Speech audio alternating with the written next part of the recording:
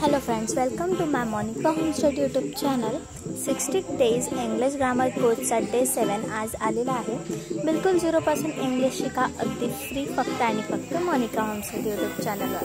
तर फ्रेंड्स, जे मी आता तुम्हाला वाचून दाखवते समजवते ते तुम्ही स्क्रीनशॉट काढून ठेवा आणि तुम्ही ते नोट डाऊन करून ठेवा. म्हणजे पुढे चालून तुम्हाला घडी घडी व्हिडिओ पाहायची गरज नाही. तुम्ही तुमचे बुक वापरू शकता आणि हे ग्रामर तुम्हाला 12 पर्यंत कामाचं आहे. आज आपण 8 डिमॉन्स्ट्रेटिव्ह प्रोनाउन म्हणजे प्रोनाउनमधला शेवटचा भाग डिमॉन्स्ट्रेटिव्ह प्रोनाउन पाहणार.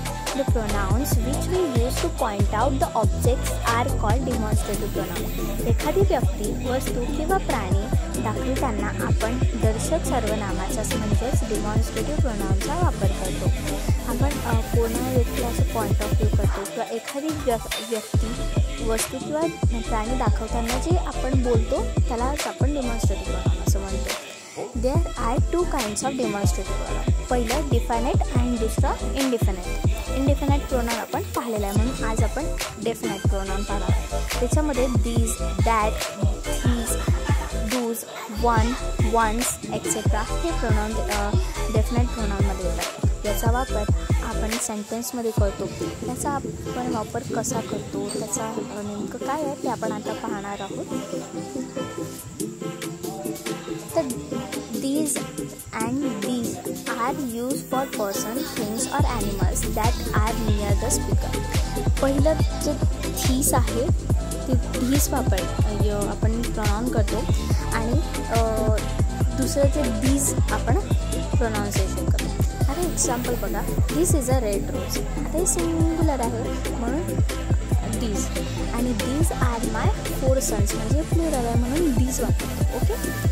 आता याच्यानंतर त्याचीच मराठीमधून डेफिनेशन आहे. बोलणाऱ्यापासून एखादी व्यक्ती किंवा वस्तू जवळ असेल तर धीस व अनेक असताना दीज वापरतात. जवळ आपली एखादी वस्तू असते, त्या वस्तूला आपण जर डिस्क्राईब केलं तर आपण दीजने करतो आणि 4 असेल किंवा जास्त असेल तर आपण दीज करतो. ओके.